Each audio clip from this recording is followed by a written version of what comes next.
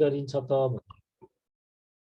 यसरी चाहिँ कुनै हाई हेडबाट चाहिँ पानीलाई चाहिँ कुनै एउटा भेलोसिटीमा फ्लो गराइन्छ जसलाई हामी यो पेनिस्टकबाट चाहिँ पानी लिएर जान्छौँ अब जहाँ लिएर यो पानी जम्मा गरेर यसलाई हामी रिजर्भोयर भन्छौँ अब यदि खोलाको इन्टेकबाट ल्याछौँ भने इन्टेक पनि भन्छौँ है हेड पोन्ड भनेको यसलाई फोर बे पनि भन्छ कहिलेकाहीँ यो सर्टेन हेडमा भएको पोन्ड भएर हेड पोन्ड भनेको यसको भेलोसिटीको पानीले चाहिँ अब यहाँ गएर यो टर्बाइनलाई रोटेट गराउँछ so this one is turbine टर्बाइनमा रोटेट गराइसकेपछि टर्बाइनलाई स्ट्राइक गरेर यो पानीले टर्बाइन रोटेट गर्छ त्यसपछि यो पानी चाहिँ यो ड्राफ्ट ट्युबबाट टेल रेस हुँदै फेरि खोलामा जान्छ अनि यो टर्बाइनसँग यसरी एउटै साफ्टमा कपलिङ गरेर हामीले यहाँ के गरेका हुन्छौँ जेनेरेटर राखेका हुन्छौँ यो सबै केमा हुन्छ पावर हाउस भित्र हुन्छ यो टर्बाइन जेनेरेटर सेट सबै ड्राफ्ट ट्युब सबै के हुन्छ यो पावर हाउस भित्र हुन्छ अनि यो जेनेरेटरमा जुन इलेक्ट्रिकल पावर जेनेरेट हुन्छ अब त्यसलाई चाहिँ हामीले ट्रान्सफर्मरमा पठाउँछौँ र यो ट्रान्सफर्मरले चाहिँ ट्रान्समिसन लाइन थ्रु अब बाहिर पठाउँछ भनेको ग्रिडमा पठाउँछ सो हाइड्रो पावरमा मेन चाहिँ हामीले जुन टर्बाइन रोटेट गराउनको लागि जुन काइनेटिक इनर्जी चाहिन्छ त्यो चाहिँ हामी पानीबाट लिन्छौँ पानीलाई चाहिँ सर्टेन भेलोसिटी अटेन गराएर त्यसबाट चाहिँ टर्बाइनलाई रोटेट गर्नुहुन्छ है सो अनि टर्बाइन र जेनेरेटर चाहिँ सेम शाफ्टमा कपलिङ गरेर हुन्छ र जेनेरेटर घुम्छ जेनेरेटर घुमेपछि यो फ्याराडेज ल अफ इलेक्ट्रोम्याग्नेटिक इन्डक्सनको बेसिसमा चाहिँ त्यहाँ प्रोडक्सन हुन्छ चाहिँ EMF generator so hydro power or simply hydro energy है हाइड्रो पावरलाई you can say hydro energy as well is a form of renewable energy that uses water stored in dams as well as flowing water river to create electricity in hydropower plants. भनेपछि ड्याममा collection गरेको पानी और बगिरहेको नदीमा भएको water इनर्जीलाई चाहिँ use गरेर electricity generate गर्ने मेथड चाहिँ हाइड्रो पावर हो The falling water rotates blades of turbine. यो चाहिँ झरेको पानीले चाहिँ टर्बाइनको ब्लेड घुमाउँछ which then spins generator. त्यसले टर्बाइनले चाहिँ जेनेरेटर घुमाउँछ that converts mechanical energy to the of the spinning turbine into electrical energy. Turbine जेनेरेटरले चाहिँ अब यो मेकानिकल शाफ्टको मेकानिकल एनर्जीलाई चाहिँ इलेक्ट्रिकल एनर्जीमा कन्भर्ट गर्छ Hydroelectric power is a significant component of the electricity production worldwide. अहिले पनि दुनियामा जति पनि इलेक्ट्रिसिटी प्रोडक्सन छ त्यसको अराउन्ड 17% चाहिँ हाइड्रो पावरले जेनेरेट गरिरहेको छ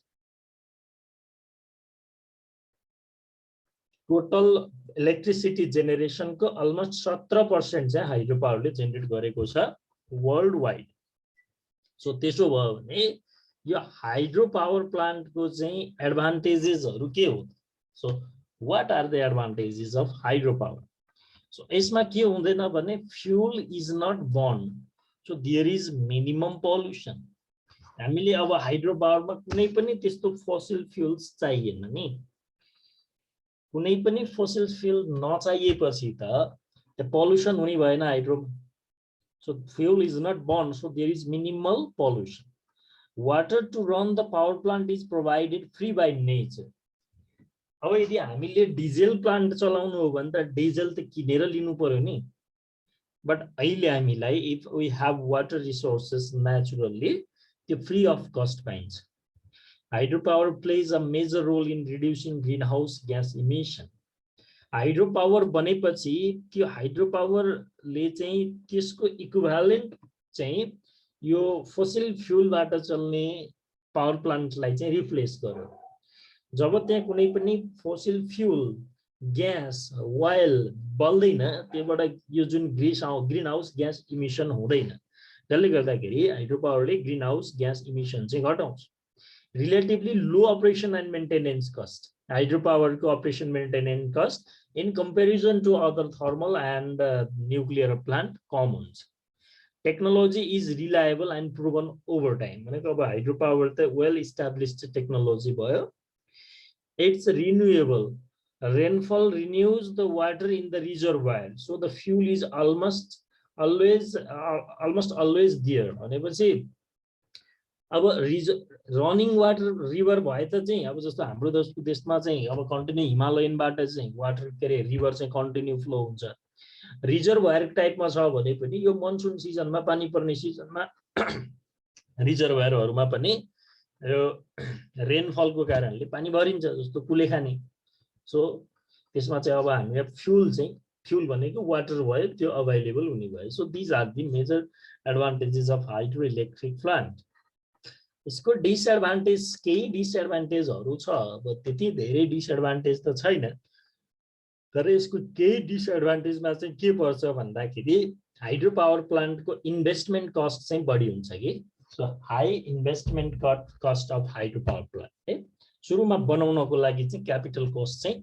बढी लाग्छ कि हाइड्रो पावरमा अनि हाइड्रोलोजी डिपेन्डेन्ट भनेको चाहिँ अब पानी पर्यो भने बढी प्रोडक्सन हुन्छ ड्राई सिजनमा कम प्रोडक्सन हुन्छ अब त्यो जस्तो हाम्रो नेपालको केसमा हेर्नुभयो भने पहिला लोड सेडिङ हुने बेलामा पनि हिउँदमा चाहिँ एकदमै बढी लोड सेडिङ हुन्थ्यो बर्खामा चाहिँ कम हुन्थ्यो सो बर्खामा चाहिँ पानी पर्ने सफिसिएन्ट प्रोडक्सन हुने हिउँदमा चाहिँ प्रोडक्सन कम हुने हुन्थ्यो त्यो चाहिँ अब यसको डिसएडभान्टेज हो अब डिजेल इन्जिनमा चल्ने भएको भए जतिखेर पनि डिजेल युज गर्दै पानी परोस् कि हावाहुरी पलोस् कि मतलब हुन्थेन तर यो चाहिँ अब hydrology dependent in some cases inundation of land and wildlife habitat है अब त्यो धेरै ल्यान्ड चाहिँ त्यतिकै खेर जान्छ अब धेरै जंगलहरु पनि मासिन्छ in some cases loss or modification of fish habitat अब खोलाको पानी सबै चाहिँ डाइभर्ट गरेर चाहिँ हाइड्रो पावर बनाइदिँदाखेरि त्यो नदीमा भएको चाहिँ जुन यो फिश ह्याबिटेट हुन्छ नि माछाहरुको चाहिँ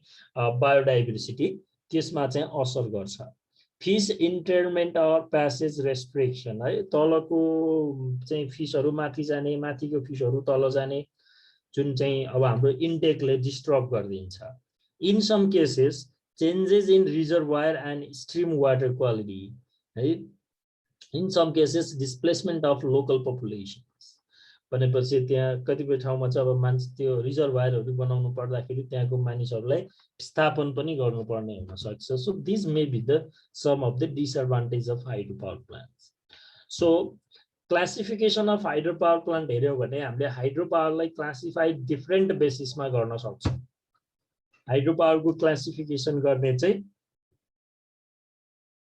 डिफरेन्ट मेथडहरु अवेलेबल छ त्यो मध्ये चाहिँ हामीले अवेलेबिलिटी अफ वाटर फ्लोको बेसिसमा हेर्यौं भने हामीले चाहिँ हाइड्रो पावरलाई चाहिँ run of river power plant with pondage र रिजर्भयर पावर प्लान्ट भनेर डिफाइन गर्न सक्छौं अब कहिलेकाहीँ यहाँ पम्प स्टोरेज पावर प्लान्टलाई पनि राख्न सकिन्छ अवेलेबिलिटी अफ वाटर बेसिसमा run of river without pondage run of river with pondage and reservoir power plants and sometimes you can also include the pumped storage power plant म यो चाहिँ पछाडी discussion गर्छु अनि अवेलेबिलिटी अफ वाटर हेडको बेसिसमा चाहिँ हामी low head hydro medium head high head भनेर चाहिँ क्लासिफाई गर्न सक्छौं and furthermore according to the loading time कुन टाइममा चाहिँ युज कस्तो खालको लोडलाई चाहिँ सप्लाई गर्ने हो पर्टिकुलर हाइड्रो पावरले त्यो बेसिसमा चाहिँ हामीले बेस लोड पिक लोड भनेर चाहिँ आज हाइड्रो पावरलाई चाहिँ classify गर्न सक्छौं so based upon the quality of water available that means water flow regulation हैन availability of water flow त्यसको बेस केसेसमा चाहिँ run of river with pondage run of river without pondage with pondage storage type plant जसलाई हामी इम्पाउन्डमेन्ट plants पनि भनेर भन्छौं र अर्को pump storage plant भनेर हामी भन्न सक्छौं त्यो मध्ये चाहिँ run of river plant without pondage भनेको चाहिँ के हो भने खोलामा नदीमा बगिरहेको पानीलाई चाहिँ डाइरेक्ट डाइभर्ट गरेर क्यानलमा र इन्टेक स्ट्रक्चर बनाउने डाइभर्ट गरेर क्यानलमा लैजाने अनि फोरवेमा लगेर चाहिँ हाइड्रो पावरमा पेनिस्टक थ्रु पानी पठायौं पानीमा चाहिँ कुनै ठुलो रिजर्भयर चाहिँ बनाएनौ खोलामा जति पानी छ त्यति पानीको युज गरेर चाहिँ इलेक्ट्रिसिटी बनायौं भने त्यो रन अफ रिभर प्लान्ट भयो। अब खोलामा पानी भयो इलेक्ट्रिसिटी निस्कन्छ, पानी सुक्यो भने कम निस्कन्छ, त्यो घट्यो भने कम निस्कन्छ, सुक्यो भने निस्किँदैन। So it does not store water. अब पोन्डेज नै छैन भनेपछि वाटर स्टोर गर्ने कुरै भएन। It does not store water and uses the water comes है। So there is no control on flow of water, so that during high floods on or low loads, water is wasted, while during low runoff, plant capacity is considered reduced. भनेपछि यदि flood आयो भने, बाढी आयो भने, अथवा चाहिँ hydro पावरमा चाहिँ लोडै कम भएर कम चलाउनु पर्यो भने त्यो पानी यतिकै खोलाबाट बगाइदिने हो। त्यो अब युज चाहिँ कलेक्सन गरेर राख्न पनि सकिएन, किनभने स्टोरेजै छैन।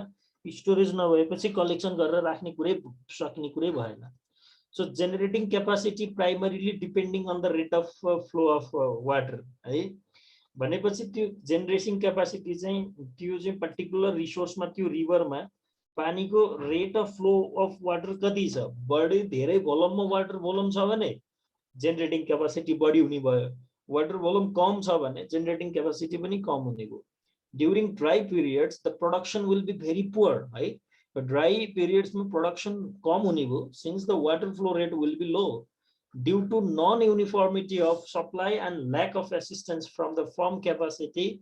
The utility of these plants are less than those of other types. भनेपछि अब तपाईको खोलामा पानी भएको बेलामा लोड बलेन भने पनि जेनेरेसन गर्न पाइएन।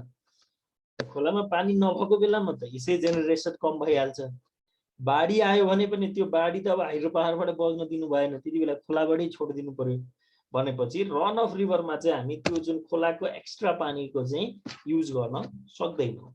अब रन अफ रिभरको चाहिँ सिम्पल सिमेटिक डायग्राम हेर्नुभयो भने यसरी यो खोलोको चाहिँ खोलो यसरी चाहिँ खोला चाहिँ सपोज रिभर चाहिँ फ्लो भएको छ भने हामी एउटा कुनै पर्टिकुलर ठाउँमा चाहिँ यसरी intake weir structure and settling basin यहाँ बनाउँछौँ। अब यहाँ ठुलो पोन्डेज केही पनि हुँदैन है। अब यहाँ इन्टेक स्ट्रक्चर बनाउँछौँ, वेयर स्ट्रक्चर, अनि त्यहाँबाट चाहिँ के क्यानल थ्रु, क्यानल च्यानल जे भने पनि एउटै कुरा हो। च्यानल थ्रु चाहिँ हामीले लिएर आयौँ, च्यानल थ्रु लिएर आयौँ। अब चाहिँ अब यस्तो यस्तो ठाउँ राखेको चाहिँ अब यदि यहाँबाट बढी पानी भेल आयो भने यहाँ ओभरफ्लो हुनको लागि, ओभरफ्लो भएर यहाँ पानीले यता खोलेर पहिरो नगओस् भन्नको लागि चाहिँ यो कङ्क्रिट स्ट्रक्चर बनाएको हुन्छ ठाउँ ठाउँमा, ओभरफ्लोको लागि हो यो। अनि त्यहाँबाट चाहिँ फाइनल्ली अब जहाँनिर पावर हाउस बनाउने ठाउँ हुन्छ यो पावर हाउस भयो, power house containing turbine and generator है, power house containing turbine and generator. यसको केही माथि अब क्यानल त अब सर्टेन हाइटमा आएको हुन्छ, त्यहाँ चाहिँ हामी पानीलाई जम्मा गर्छौँ। पानीलाई जम्मा गर्नलाई एउटा पोन्डेज बनाउँछौँ। यो अब यो रन अफ रिभरमा पोन्डेज भने पनि जे भने पनि यहाँ हुन्छ एउटा, यसलाई पोन्डेज भन्न त मिल्दैन, खोलामै जम्मा गर्ने भयो भने पोन्डेज हो। अब यहाँ 4 वेमा थोरै पानी जम्मा गर्छौँ, धेरै समयको लागि हुँदैन, एकदम मिनिमम टाइमलाई हुन्छ। अब यहाँ अलिअलि थिग्राउन, यसमा आएको गेगरहरू थिग्राउन, यहाँ सेटलिङ बेसिन नि छ न त, तर यहाँ बाँकी भएको यहाँ आएर थिग्रिन्छ। अनि यो फुललाई हामी 4 वे भन्छौँ। अनि 4 वेबाट चाहिँ यहाँ पेन स्टक छ। अब पेन स्टकबाट पानी फ्लो गराएर पावर हाउसमा जान्छ। अनि यो टेल रेस जुन चाहिँ पावर हाउसबाट इलेक्ट्रिसिटी जेनेरेट गरिसकेको पानीलाई फेरि ब्याक टु हामी रिभरमा पठाउँछौँ। So this is the power house है। अनि पावर हाउसबाट चाहिँ यहाँ ट्रान्सफर्मरमा राखेर ट्रान्सफर्मरले स्टेप अप गरेर अनि ब्याक टु हामी यो ट्रान्समिसन लाइनबाट अनि बाहिर यसलाई चाहिँ सप्लाई गर्छौँ इलेक्ट्रिसिटी चाहिँ है। So this is the semantic diagram of the run of river type of project. So अर्को चाहिँ run of river plant with pondage, जसलाई हामी पिआरओआर पनि भनेर भन्छौँ कि नर्मल्ली। सो पिआरओआर भनेर रन अफ रिभर विथ पोन्डेजलाई चाहिँ हामी पिआरओआर भनेर भन्न सक्छौँ। सो द पोन्डेज भनेको the collection of water behind a dam at the plant and increase the stream capacity for a short period a week. भनेपछि हामी यो पोन्डेजमा चाहिँ के गर्छौँ भन्दाखेरि जहाँनिर इन्टेक बनाएको हुन्छ इन्टेकसँगै माथि, जस्तो अब यो खोलामा चाहिँ यो खोला भयो, अब खोलाबाट चाहिँ हामीले चाहिँ इन्टेक यहाँबाट यता च्यानलमा पानी लाग्ने भनेर बनायो भने यहाँनिर चाहिँ अलिकति ठुलो पानी जम्मा गर्न मिल्ने गरी पोन्डेज बनाउँछौँ, ताल जस्तो बनाउँछौँ है। So the collection of water behind a dam that a plant and at the plant and increases the stream capacity for short periods a week भनेको चाहिँ अब यो पोन्डेजमा चाहिँ हामी के गर्न सक्छौँ भने चाहिँ 1 हप्तासम्मको लागि पनि यदि खोलामा चाहिँ पानी अलिक कम भएको बेलामा पनि त्यहाँ पानी जम्मा गरेर राख्ने पोन्डेजमा, अनि त्यही पानी चाहिँ युज गरेर पावर हाउसमा पठाउने गर्न सक्छौँ। स्टोरेज भनेको collection of in upstream reservoirs and this increases the capacity of the streams over an extended period of several month. So usefulness of run of river is increase by pondage. Pondage बनायो भने हामीले के गर्न सक्छौँ त भने हामीलाई जुन इलेक्ट्रिसिटी कम चाहिएको बेलामा पानी कम युज गर्ने र बढी भएको पानीलाई चाहिँ पोन्डेजमा जम्मा गर्ने एउटा कुरा. अर्को चाहिँ यो चाहिँ रेनफलको पानीलाई पनि जम्मा गरेर त्यसको इमिडिएट अलि समय जस्तो पिक टाइममा दिनभरि पानी अलि जम्मा गर्ने, बेलुकाको पिक टाइममा चाहिँ त्यसलाई पानी खोलेर चाहिँ इलेक्ट्रिसिटी बढी जेनेरेट गर्ने, त्यसरी चाहिँ युज गर्न सक्छौँ. सो पोन्डेजले चाहिँ रन अफ रिभरको युजफुलनेसलाई चाहिँ बढाउँछ कि. Run of river without pondage हुँदाखेरि त्यो कम युजफुल हुन्थ्यो भने पोन्डेज बनाएपछि त्यो बढी युजफुल हुन्छ कि है. So these plants may work satisfactorily as base load and peak load plants. Base load र peak load plant भनेको के हो भन्दाखेरि base load plant भनेको चाहिँ नर्मल्ली हाम्रो 24 घण्टा जस्तो चल्ने प्लान्टहरु बेस लोड प्लान्ट भन्छौं. बेस लोड प्लान्ट भनेको 24 घण्टा जस्तो चलेर इलेक्ट्रिसिटी जेनेरेट गर्ने प्लान्टहरुलाई नर्मल्ली बेस लोड प्लान्ट भनेर भन्छौं. पिक लोड प्लान्ट भनेको चाहिँ कस्तो हो त भन्दाखेरि पिक लोड प्लान्ट भनेको चाहिँ हामीले के गर्छौं त जस्तो पिक डिमान्ड भएको बेलामा तपाईले अहिले विद्युत प्राधिकरणको हेर्नुभयो भने साँझको बेला र यो टाइममा चाहिँ अहिले एकदमै धेरै चाहिँ डिमान्ड हुन्छ नि, लोड धेरै चाहिन्छ नि, सबै मान्छेले चाहिँ यो बेलामा बढी युज गरिरहेको हुन्छ. अनि अर्को भनेको मर्निङको टाइममा चाहिन्छ भनेपछि यो पर्टिकुलरली इभिनिङको टाइमलाई चाहिँ पिक लोड टाइम भन्छ. यो बेलुका साँझको टाइम जति बेला लोडको डिमान्ड बढी हुन्छ यति नै बेला चाहिँ हामीले मात्रै सप्लाई गर्नको लागि साँझ मात्र पनि चलाउन सकिन्छ, त्यसलाई हामी पिक लोड प्लान्ट भनेर भन्छौं. सो हामी पोन्डेजलाई चाहिँ कुनै पोन्डेजलाई चाहिँ दिनैभरि चलाउने गर्न पनि सक्छौं, आरओआर विथ पोन्डेज पीआरओआरलाई. कुनै पीआरओआरलाई चाहिँ हामीले इभिनिङको टाइममा मात्र रन गर्न पनि सकिन्छ. सो बेस लोड भनेको कन्टिन्यू चाहिँ अपरेट हुनेवाला प्लान्टहरु हो.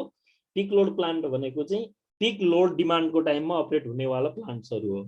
Is compared to that without the pondage is more reliable and its generating capacity is less dependent on the flow rate of the water available. अब pondage मा चाहिँ खोलामा कति फ्लो रेट सम्म मात्र डिपेन्ड हुँदैन के, हामीले पानी जम्मा गरेर युज पनि गर्न सक्ने भएको हुनाले यो मोर रिलायबल पनि हुने भयो है. अर्को चाहिँ हाम्रो स्टोरेज टाइप अफ प्लान्ट हो. स्टोरेज टाइप अफ प्लान्ट भनेको तपाईहरुले कुलेखानी फर्स्ट हेर्नु भएको होला. कुलेखानी फर्स्ट प्रोजेक्ट चाहिँ स्टोरेज टाइप प्रोजेक्ट हो. अब त्यस्तै टाइपको अरु प्रोजेक्ट बनायो भने तिनीहरु पनि स्टोरेज टाइपको हुने भयो. स्टोरेज टाइपमा चाहिँ के हुने भयो भने वाटर रिसोर्स चाहिँ सानो भए नि हुने भयो हैन, तर त्यसमा चाहिँ हामीले पानी जम्मा गरेर राख्न मिल्ने ठूलो स्टोरेज चाहिँ बनाउनु पर्यो नि, ठूलो ड्याम स्ट्रक्चर बनाउनु पर्यो जसले गर्दा चाहिँ लार्ज भोल्युममा वाटरलाई चाहिँ कलेक्ट गर्न सकोस् कि. अनि जस्तो अब हाम्रो कुलेखानी हेर्नुभयो भने बर्खाभरि परेको पानीले चाहिँ हामी जम्मा गर्छौं एउटा ठूलो एरियामा, जसलाई जुन एरियामा परेको पानी त्यहाँ जान्छ त्यसलाई हामी क्याचमेन्ट एरिया भनेर भन्छौं. जस्तो एक ठाउँमा बाँध बाँधेर राख्नुभयो भने त्यहाँ माथि गयो चाहिँ टन्नै ठूलो एरियामा परेको पानी भल बगेर त्यही ठाउँमा जाने जस्तो हुन्छ नि, भनेपछि त्यो एरियालाई चाहिँ हामी क्याचमेन्ट एरिया भनेर भन्छौं हैन. सो अब तपाईले कुलेखानीमै हेर्नुभयो भने कुनै कुनै वर्ष पानी कम पर्यो भने त त्यो ड्याम भरिँदैन हैन, त्यति ठुलो ड्याम बनाएको हुन्छ. अब अनि अझ लार्ज स्टोरेज प्लान्टहरुमा त एकदम ठुलो बनाउन पनि सकिने हो नि. So this type of plant water is stored behind the dam and water is available throughout the year even in dry season. त्यो भनेको अब चाहिँ बर्खा सिजनमा चाहिँ हामीले चाहिँ रेनी सिजनमा चाहिँ त्यसलाई जम्मा गरेर राखेका हुन्छौं अनि जुन बेला चाहिँ हामीलाई बढी जेनेरेसन चाहिएको हुन्छ त्यो बेलामा मात्र चलाउँछौं. यो वर्षैभरि चाहिँ चल्दैन. स्टोरेज टाइप प्लान्ट चाहिँ वर्षैभरि चाहिँ चल्दैन.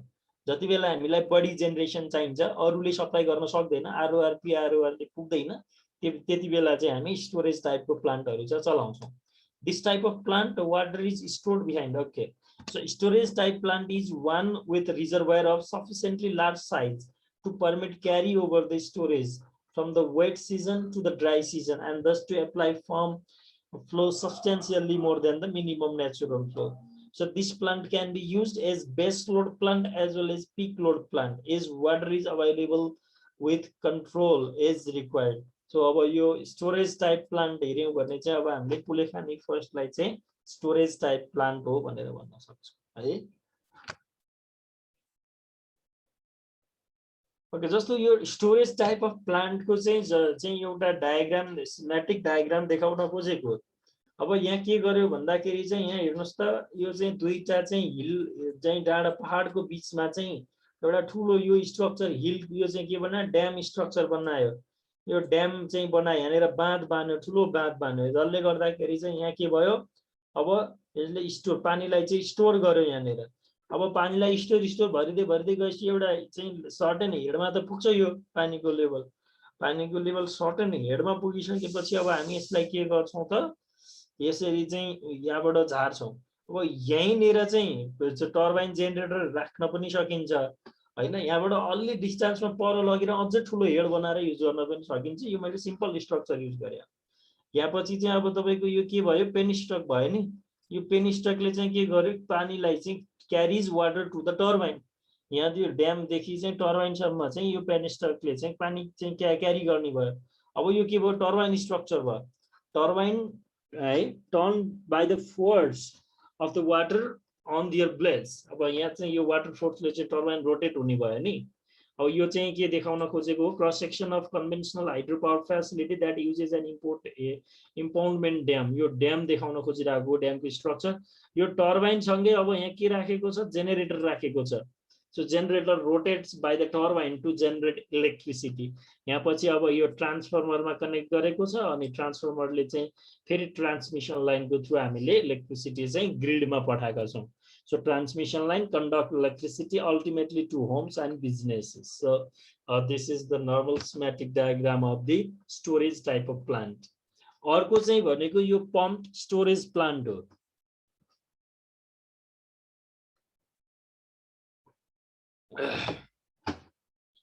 pumped storage plant हरु भनेको चाहिँ हामी कस्तो खालको प्लान्ट हो भने, यो पानीको रिसोर्सेसहरु कम भएको ठाउँमा, हाइटमा पानी छैन भने त्यस्तो ठाउँमा हामी पम्प स्टोरेज प्लान्ट युज गर्छौं।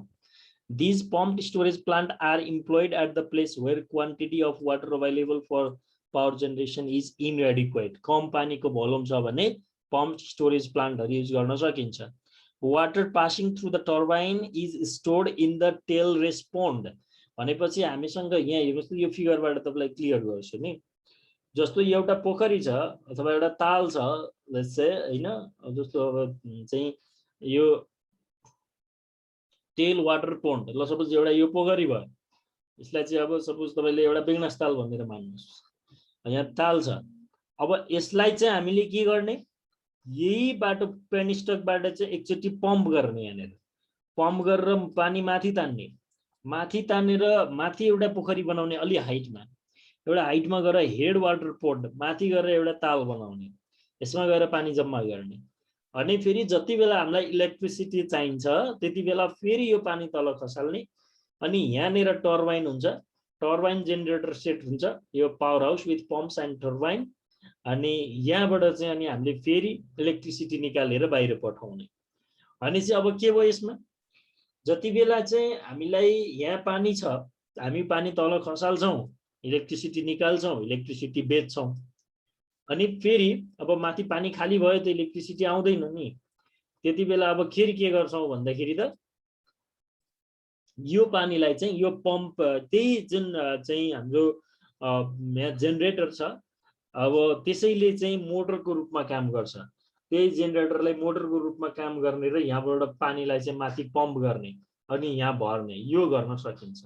यो टाइपको प्रोजेक्ट चाहिँ पम्प स्टोरेज प्रोजेक्ट हो कि। Water passing through the turbine is stored in the tailrace pond. Tailrace pond भनेको चाहिँ त्यो लो हेडमा भएको पोन्ड हो, तलपट्टि भएको पोखरी पानी हो है। During low load periods this water is pumped back to the head reservoir. भनेपछि जति बेला एनईए सँग भनौँ न, यो युटिलिटी जसलाई अब नेपालको केसमा विद्युत प्राधिकरण भयो एनईए, जति बेला एनईए सँग लोड डिमान्ड कम छ, उसँग जति सफिसिएन्ट जेनेरेसन छ, त्यति बेला चाहिँ यो पम्प स्टोरेजलाई को जेनेरेटरलाई मोटरको रूपमा चलाउने र त्यो जुन त्यो लोअर चाहिँ रिजर्भयरमा भएको पानीलाई चाहिँ अप्पर रिजर्भयरमा जम्मा गर्ने। अनि this water can again be used for generating power during the peak load demand. अनि जब साँझ बिहानको टाइममा एनिएललाई चाहिँ बढी चाहिँ इलेक्ट्रिसिटी चाहिन्छ त्यही पानी तल खसालेर फेरि चाहिँ इलेक्ट्रिसिटी निकाल्ने So pumping of water may be done seasonally or daily depending on the condition of the site and the nature of the load on the plant. अब pumping त हामीले seasonally गर्न पनि सकिने हो daily गर्न पनि सकिने हो अब daily pumping गर्ने हो भने चाहिँ रातिको टाइममा चाहिँ माथि तान्नु पर्यो साँझको टाइममा त्यो चलाउनु पर्यो हाइड्रो पावर seasonal गर्ने हो भनेदेखि त अब त्यो ड्राई सिजनमा तल चलाउनु पर्यो रेनी सिजनमा माथि तान्नु पर्यो हैन त्यसरी चाहिँ पम्प स्टोरेजको चलाउन सकिन्छ तर नर्मल्ली यो चाहिँ डेली चलाउँदाखेरि चाहिँ योबाट चाहिँ बढी बेनिफिट लिन सकिन्छ रातिको टाइममा जति बेला अनि यसलाई चाहिँ इलेक्ट्रिसिटी चाहिदैन त्यो बेला इलेक्ट्रिसिटी युज गर्ने सस्तोमा पाउँछ अफ पिक टाइममा त सस्तोमा इलेक्ट्रिसिटी युज गर्न पाउँछ नि अनि रातिको टाइममा चाहिँ सस्तोमा इलेक्ट्रिसिटी युज गर्ने अनि साँझ महँगोमा चाहिँ बेच्ने फेरि रातिको टाइममा एनईबाटै किन्ने अनि त्यो पानी माथि तान्ने साँझको टाइममा पानी झारेर फेरि इलेक्ट्रिसिटी निकालेर एनईलाई नै महँगोमा बेच्ने त्यो पम्प टेस्ट अब एनी आफैले बनायो भने त भइहाल्यो प्राइभेट सेक्टरले पनि बनाएर चाहिँ त्यसरी चाहिँ आफ्नो इन्भेस्टमेन्टको चाहिँ रिटर्न लिन सक्छ usually interconnected with steam and diesel power plant अब चाहिँ हामीले यो फरेन कन्ट्रीमा हेर्यो भने चाहिँ यो पम्प स्टोरेज प्लान्टहरू चाहिँ स्टिम र डिजेलसँग चाहिँ इन्टरकनेक्सन गर्दो रहेछ बढी मात्रामा So this is the schematic diagram of the pumped storage plant and we discussed just now. Okay. So यो चाहिँ एउटा बेसिसमा चाहिँ क्लासिफिकेसन भयो अब हामी हाइड्रोलाई अवेलेबिलिटी अफ हेड त्यो हाइड्रो पावरको जुन पानीको चाहिँ पानी खसाल्ने हाइट कति छ नि पावर हाउस र फोरवेको बीचको डिस्टेन्स कति छ त्यसलाई हामी हेड भन्छौँ हेड कति अवेलेबल छ त्यसको बेसिसमा चाहिँ हामी हाइड्रो पावरलाई क्लासिफाई गर्न सक्छौं so water must fall from a higher elevation to a lower one to release its storage energy so the difference between this elevations water level in forebay and tailway is called head forebay र tail रेसलाई tail बे पनि भन्न सक्छौं त्यसको डिफरेन्सलाई चाहिँ के भनिन्छ head भनिन्छ So 3 categories of hydropower plant based on design head values are भनेपछि high head hydro, medium head hydro, low head hydro भनेर हामी हेड को बेसिसमा हाइड्रो पावरलाई चाहिँ क्लासिफाई गर्न सक्छौं हाई हेड हाइड्रो भनेको 100 मिटर भन्दा बढी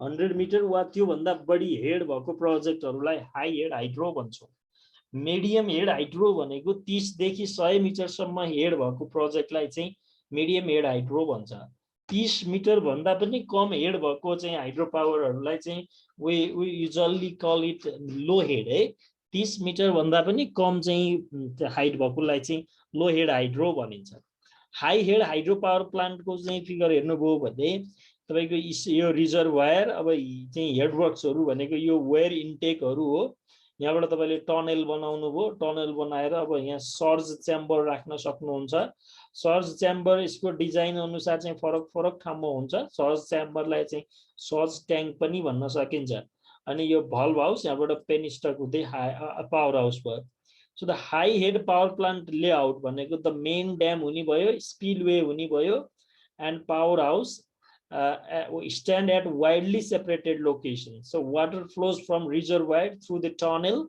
and penstock to the turbine है रिजर्भर बाट टनल हुँदै पेनिस्टक बाट टर्बाइन सम्म चाहिँ वाटर फ्लो हुने भयो नि जितेन जी भन्नुस् त